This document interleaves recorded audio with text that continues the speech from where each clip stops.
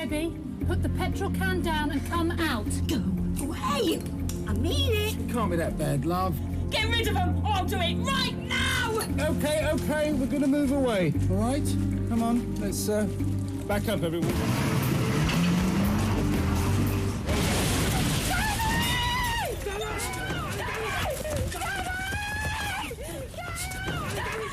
London's Burning, tonight at 9 on ITV. We're off to Turkey, Guernsey and the French Alps on Dream Ticket at 6:15. That's after London Tonight, presented by So Rahman. Tonight, after Tyson flattens Francis, how Iron Mike is being lined up to take on Lennox Lewis in what could be boxing's biggest money spinner.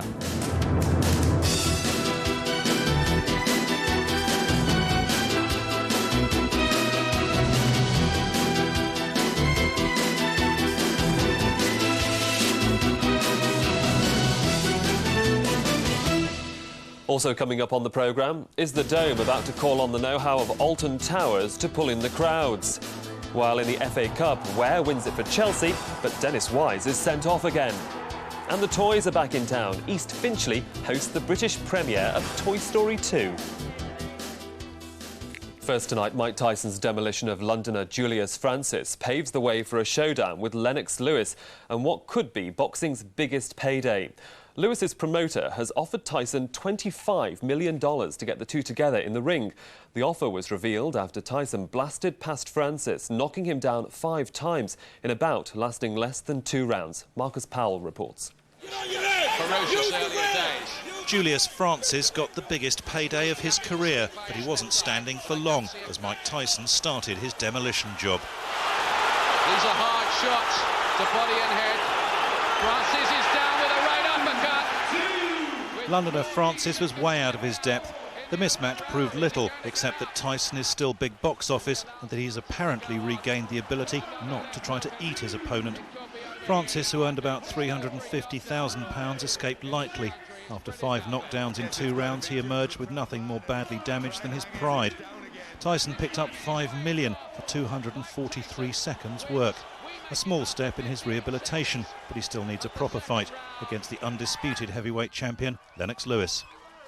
It was a fast for boxing because it wasn't a good spectacle. I mean, everybody was betting on the first or second rounds. And we went down in the first round and got knocked out in the second. So it wasn't a good boxing event. For London fight fans returning from Manchester today, some having parted with £500 for ringside seats, there were few complaints. It was a event, it was a fight. Waste of money. Yeah, good day. The one they all want to see is Tyson versus Lewis, and Lewis's promoter was quick to offer a multi-million-dollar deal to make it happen, if the inevitable contract problems can be solved. I've offered Mike $25 million to fight Lennox. It depends on the people that advise Mike Tyson. Mike Tyson's advisors, it may not be in their interest for him to fight Lennox Lewis. The fight won't be for at least a year after Tyson's TV deal runs out. I think he's going to knock Tyson out. He wants it, and he wants it from his heart. And he's been waiting a long time. And when Lennox waits, he always wins in a devastating fashion. Marcus Powell, our reporter there. The Millennium Dome may be about to call in people from Alton Towers to try to boost the number of visitors. The Greenwich attraction will publish its January attendance figures in the week ahead, and they're expected to show a big shortfall in the numbers needed for the Dome's financial well-being. This report from Gareth Furby. Alton Towers draws the crowds and makes money. Now managers from Britain's top theme park may be brought in to save the Dome. One report suggesting today a giant funfair could be built in the main arena, taking the place of the daily acrobatic show. Dome bosses won't confirm or deny suggestions that the plan to relaunch came out of a crisis meeting with sponsors who've reportedly lost confidence in the project. But one MP fears even attractions like those on offer at Alton Towers may not be enough to bring the crowds back to the Dome. If you're going to completely reconstruct it within the course of its lifespan, which is only another year, then obviously and plainly there are difficulties even for the biggest professionals in the business. And the problem, of course, is that you are taking over something which has already achieved a reputation. Next week, Dome managers are due to release attendance figures for January. Some sponsors are worried they may not improve much during February and could be demanding a relaunch in time for Easter. This is Gareth Furby for London Tonight. On to FA Cup action now, and Chelsea have made it through to the quarter-finals of the FA Cup after a bad-tempered match against Leicester City at Stamford Bridge this afternoon. Nick Walton reports. Having met a fortnight ago in the league, Chelsea and Leicester aren't exactly strangers. Though Dennis Wise was a little too familiar this afternoon for Emil Heskey's liking. Steve Walsh wasn't too pleased about the reception committee either. Wise earning an early booking. Gustavo Poyet's welcome was a little more conventional, though just as threatening. It was a warning Leicester didn't heed. The Uruguayan giving Gianluca Vialli plenty to cheer about. Chelsea's second came in controversial circumstances. Chris Sutton using brute force to create an opening for George Weah. Leicester's players were furious. Steve Walsh then dished out his own retribution on Sutton and saw red. Dennis Wise followed moments from time, but he can look forward to the 6th round, despite a late Leicester goal from Matt Elliott. Final score at Stamford Bridge, Chelsea 2, Leicester 1. Good result there for Chelsea. Fulham have rejected reports suggesting Eric Cantona could be about to make a return to English football as their manager. The Frenchman has been out of the game since leaving Manchester United in 1997. It's claimed he met Fulham chairman Mohamed Al Fayed last week to discuss a possible deal. Fulham could certainly have done with a little of Cantona's flair on the pitch yesterday as they crashed out of the FA Cup to Tranmere. But Charlton go marching on after a magnificent comeback against Coventry. Jonathan Wills reports. When Cedric Roussel scored his second goal for Coventry, Charlton looked dead and buried. The obvious comments about the difference in standard between Premiership and League sides looking well-founded. But in the second half, the Addicks set about closing the gap. Sean Newton with the spectacular, John Robinson with the easy bit. Robinson later said that Newton was the man of the match. He certainly deserved his goal. Martin Pringle with the well-timed high step. Perhaps the key to Charlton's win was a collective spirit. When they attacked, they did it in numbers. Andy Hunt back to his best, 3-2 the final score. Any gap between the two divisions well and truly bridged. Fulham haven't had a problem with Premiership sides this season. Just ask Tottenham and Wimbledon. League sides, well, that's a different matter. The direct approach of Tranmere just too much. Wayne Allison with the opener. And although Fulham came back through Chris Coleman and had plenty of chances to win the game, David Kelly killed off the Cottagers. It means, given recent events, Paul Bracewell can concentrate on the small print of his managerial contract, as well as getting Fulham back on track in the First Division. This is Jonathan Wills for London Tonight. Well, the draw for the quarter-finals was made on ITV this afternoon. Chelsea and Charlton are London's last remaining teams in the bowl. Chelsea rewarded for their efforts this afternoon with another home match against Second Division Gillingham, while Charlton are on the road to Bolton Wanderers.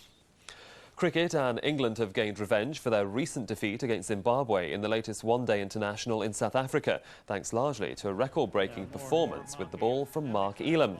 The Kent all-rounder taking 5 wickets, all LBW for just 15 runs.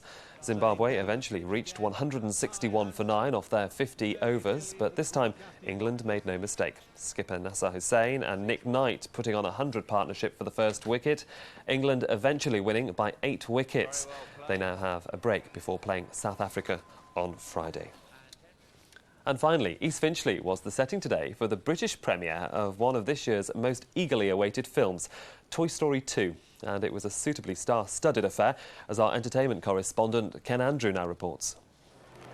The O2 shopping centre in the Finchley Road, the perfect venue for a film premiere when you've got loads of hungry kids surrounded by fast food outlets. In fact, Toy Story 2 nearly didn't happen as a movie at all. Disney originally planned it as a straight-to-video project, but when they saw the early rushers twigged on very fast, it was going to be even better than the original. All the usual product placement characters are there, plus some new ones like Barbie doll. Its makers didn't want it in the original. Funny that they begged to have Barbie in the follow-up. Back it up, back it up!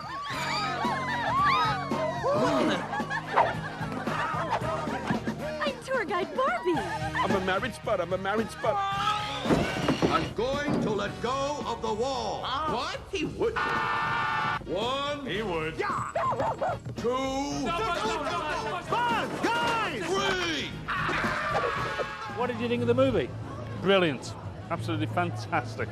Excellent, really good. No, it's good for adults and good for kids as well. I really liked it. It was great. I hope they can't do digital actors or we're all in trouble. I'm happy to say that the humans didn't look quite right. It was fantastic. Yeah, really good. What did you like about it most of all? It cured my hangover. Disney and Pixar have achieved something unusual at the cinema. They've made a sequel that's even better than the original. Toy Story 2 is going to be massive. Isn't that right, Barbie? That's right, Ken. In the Finchley Road, this is Ken Andrew for London Tonight.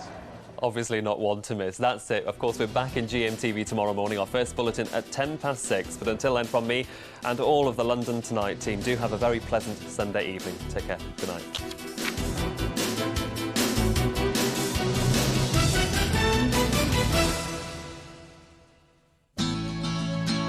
Seaboard Energy, bringing home electricity and gas. Good evening. Well, I'm sure most of us would have liked to see a bit more sunshine today, but at least it was basically dry and mild, and it's going to stay mild right through tonight. Again, a lot of cloud, a few spots of rain in the wind perhaps, but no more than that. Temperatures no lower than 8 or 9, so it really is very mild for a January night.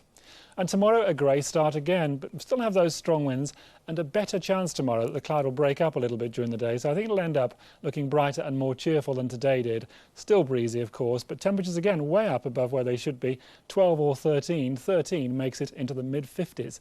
Here's a summary. For a 5-day forecast, call Weather Update. It's back with more gossip, more new talent and more nostalgia. Soap Secrets 2, Wednesday at 8 on ITV. Welcome to Better Gardens. Join Carol Vorderman for a garden game show competition. Garden experts and ordinary families fight weeds and each other to transform their garden into a botanical delight. Excellent. That's incredible. Are you ready for a change? Better Gardens, tonight at 7 on ITV.